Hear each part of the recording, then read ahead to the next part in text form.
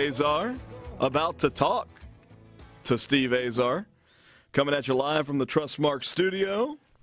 Steve, how are you doing this morning?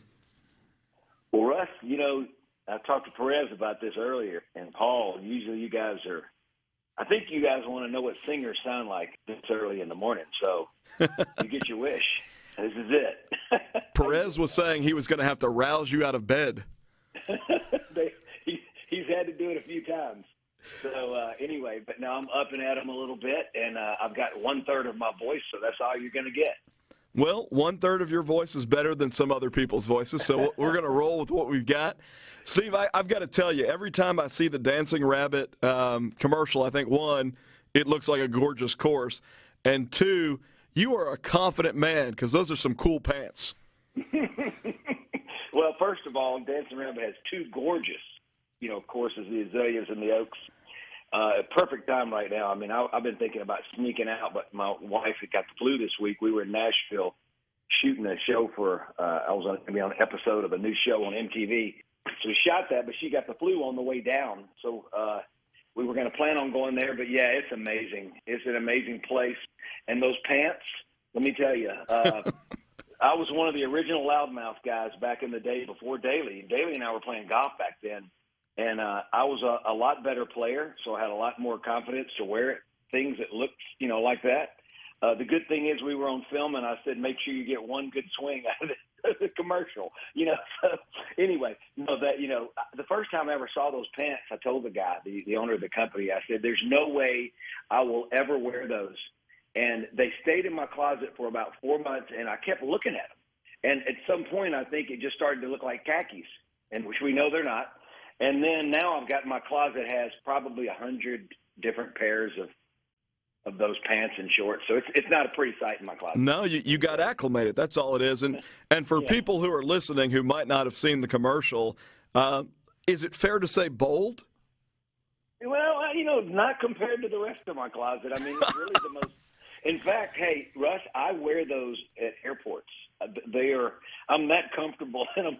They're the most comfortable pants, and I keep trying to figure out, can I get somebody to remake the exact size, material, and all that? And my wife says, well, they're going to have to tear the pants all the way down. And I said, will I have those back? And she said, probably not. And I said, never. So that's how comfortable I am in those crazy pants. Well, you heard it here first. You should go out and get you some Azar pants, and we'll just go ahead and brand them that way, right? Yeah, no, I like it. It'd be good. Well, it's listen, I wear jeans for a living, if you think about it, on stage and everything. So you want to be as comfortable as you can the rest of the time. Well, look, you had Joel Murray on with you yesterday in the Mississippi Minute, was your guest. How was that? Because, I mean, one, I think he's awesome. I think the world of Bill Murray. What was that conversation like? Well, I've known Joel for quite a while. He comes to our Del Sol celebrity golf and charity event when he's not on the road. He was here a couple of years ago as of recent. And we are old friends. First of all, he's a great guy.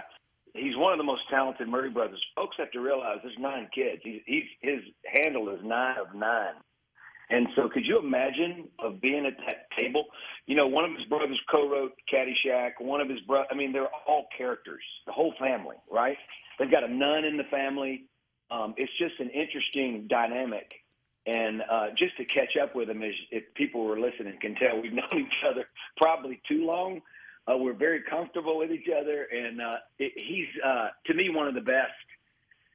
And, he does that live comedy show where, you have to be on your toes and on the road.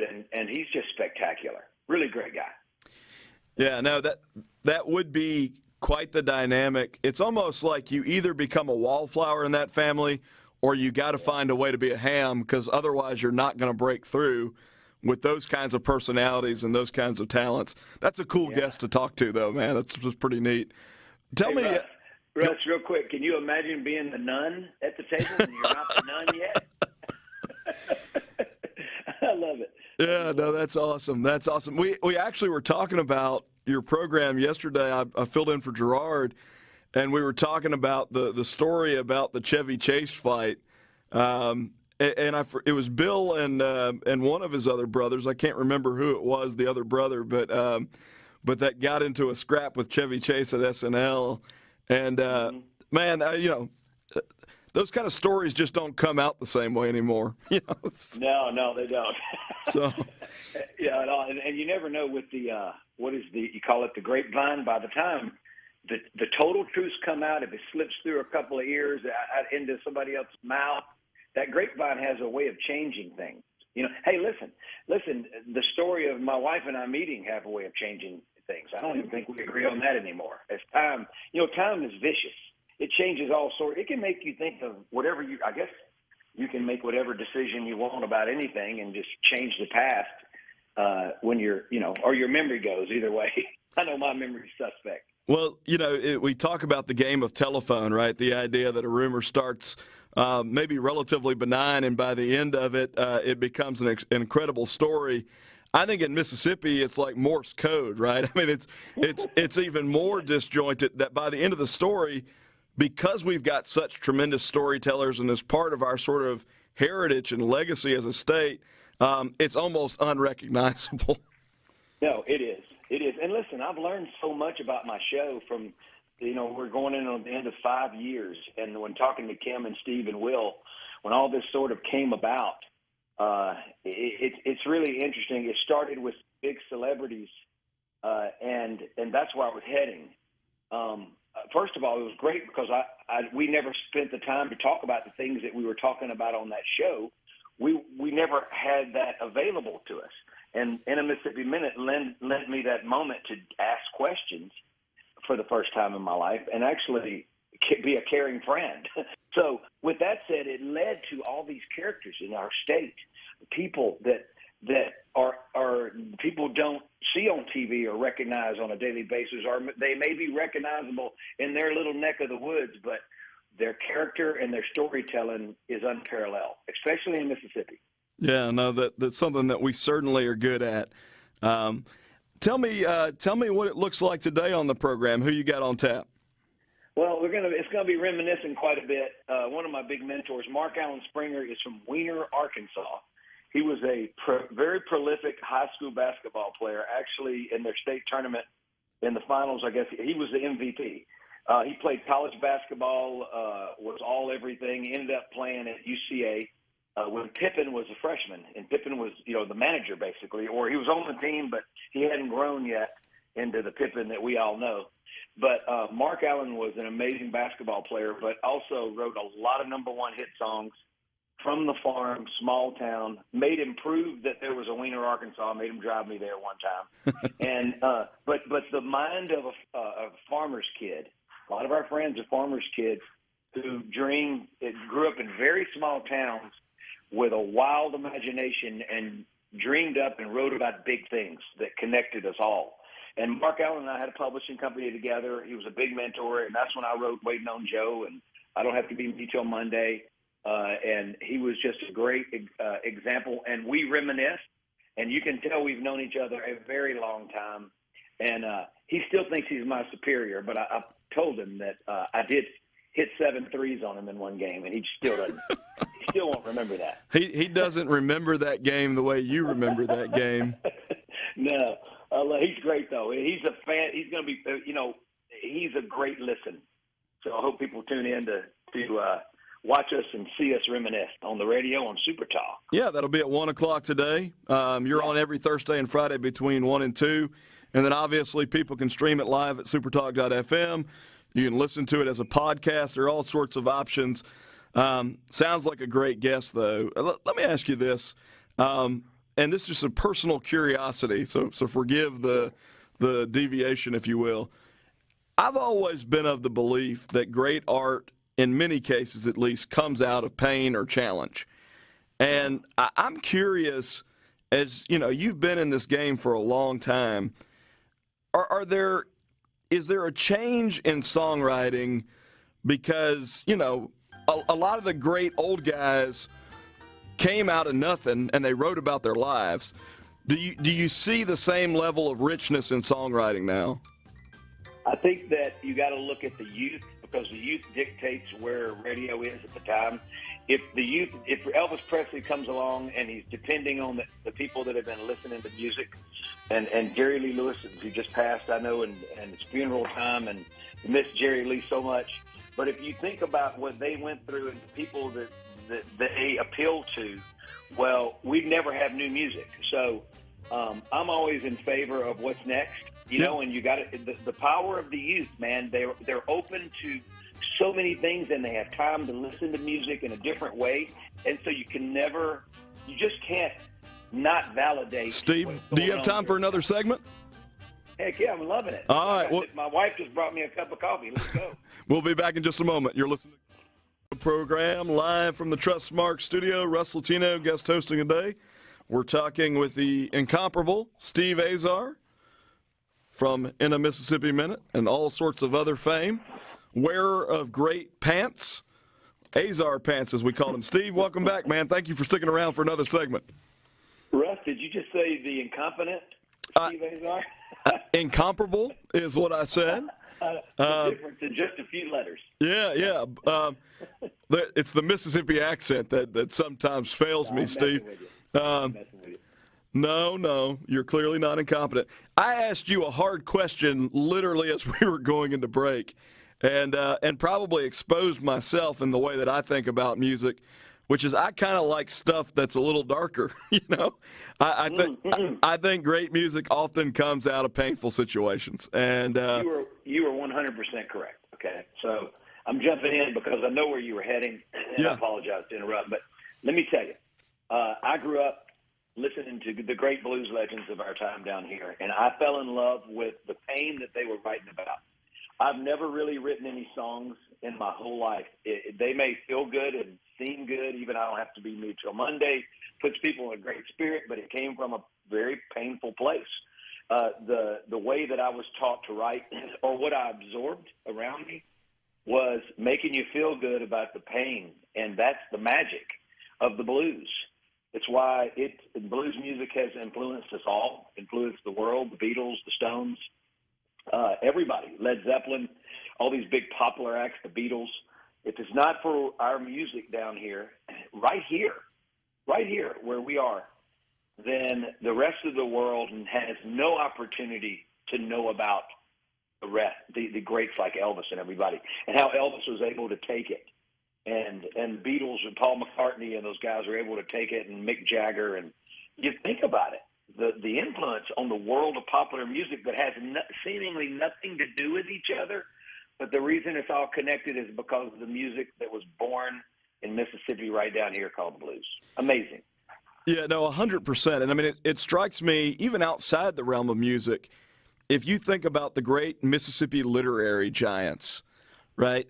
They also were writing because of the environment that they came out of and the challenges that they faced. And just across the board, I think oftentimes that sort of crucible of challenge creates really great art. And then what you were saying just now about sort of the blues and its influence on all this other music, that's one of the cool things about music. And I'll be quiet after this, but it's just that you can take an artist and they look at other artists and they're like, what you're doing here speaks to me, and you can take different pieces from different artists and create something that is new. And there's something that's really cool about that to me. That's the difficult part, the very difficult part for the artist, because if you're going to separate yourself from the world, but yet you have to have all these influences. So where do you step away from the influence and become yourself? And that is the difficult task, but I think you have to go through a significant amount of life and everything that comes your way to be able to finally come out of that hole and articulate what the heck it is, who you are as an honest writer. And, you know, think about our writer's trail, our freedom trail, our blues marker trail, our country music trail, which I'm blessed to be on. Celebrate. Mississippi has got the best, most innovative way of celebrating our art, and it belongs to us. So it's cool that we've been celebrating that, and it's just great, man. I'm telling you. We're in a good spot when it comes to our art. No doubt about it. Tell me, are there upcoming artists or songwriters that you listen to or see and think, man, they're on to something? Well, I'm sort of in my own little shell here. I work with a lot of artists. I just did a show for that's going to air on MTV. I'm told it will air on MTV. It starts in November. It's called Project Supergroup, and I was a mentor on the show. But I felt, and now they've reached out and said they may want me on the finale. But it's a bunch of kids living in a house, like 5 bands, and they're all living in one band house, right? And anyway, so I was there to give them advice. They were very inquisitive. But I've spent my last 12 years at the Delta Music Institute, where I went to college, where I used to play basketball intramurals, and now it's the Delta Music Institute just voted in the top, way up high in the top rankings of in Billboard magazine is one of the institutions you want to go to if you're in the music business. It would have sped my career up 10 years for sure, with the knowledge I would have learned instead of going the hard road, which is what I did. And you think about the Grammy Museum sitting on the golf course where we used to play a couple of the holes there. So it's just an interesting time for music. And at this point, I'm going to be honest with you and your listeners, I forgot what you asked. How do you like that? I need a sip of coffee. No, that's certainly. I got a question. How do you put 5 bands in one house? Oh, no. Hey, okay. Now I know where you were going. Pierre, hey, Perez, let me tell you. I walked in there and I said, wow.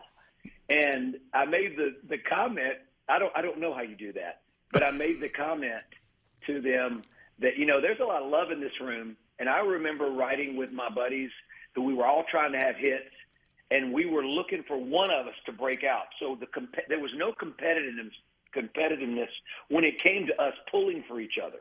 Now, you get on stage and stuff, it's a different deal. You want to be as great. You want to blow everybody off the stage. You want to blow yourself off the stage for your audience. But I made the mistake of saying, man, you guys there's a lot of love in this room, thinking that a band every week would be eliminated.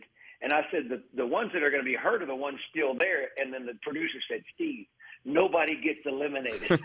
And I said, oh, nobody gave me that memo. And I said, how come everybody's getting a trophy? I just made the joke, But anyway, no, I mean, I think it's a great time for music, and I still don't have a clue what your first question was. But Perez, I remember yours. Well, I'm able to repeat it, and it was essentially, are there young artists that you really look at and say, this person's onto something? Yeah. Well, I guess the point is I've been working with some artists. I got this kid, Tyler Tisdale, who's not a kid. He's 29 years old, in Pedal. We've done really well with developing him. I'm thinking about our Mississippi artists. I've got a 17-year-old kid coming out that I've been working with in the beginning named Drew Pulliam. It's insane, these guys. But I love developing them and getting them to where they can start making a living making music. So I like that part of the journey. But man, there's a lot of great acts out there right now in the pop world, and I'm gonna lie if I sit here and tell you that when I get off the phone I can name 30, but I'm not gonna be able to do it right now because I'm under pressure. No problem. There's this girl named Swift. She's doing all right, I think. Taylor? Who's that? Who are you talking about? Taylor. Taylor something. I can't think of her. Yeah. I think she's done all right. I think she's doing okay. Well, Steve, while we've got you, obviously we lost a music legend in Jerry Lee Lewis. I know that you guys knew each other, had a relationship. What do people listening need to know about sort of the legacy that he leaves on the music industry? Well, Marty had the real relationship.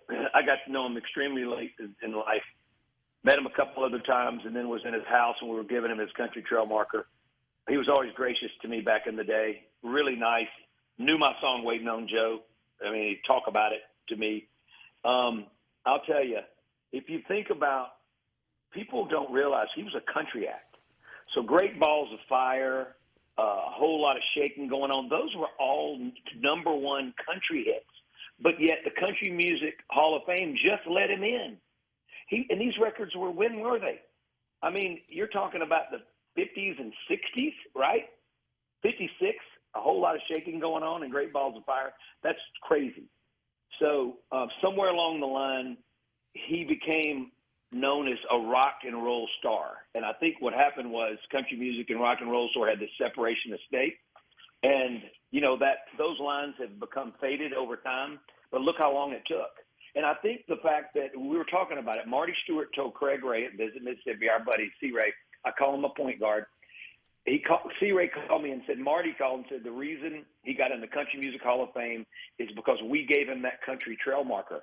I believe that's true because us recognizing him as not just a rock and roll, one of the founders and creators of all the things rock and roll, but being this country icon, all of a sudden Nashville, Music City woke up.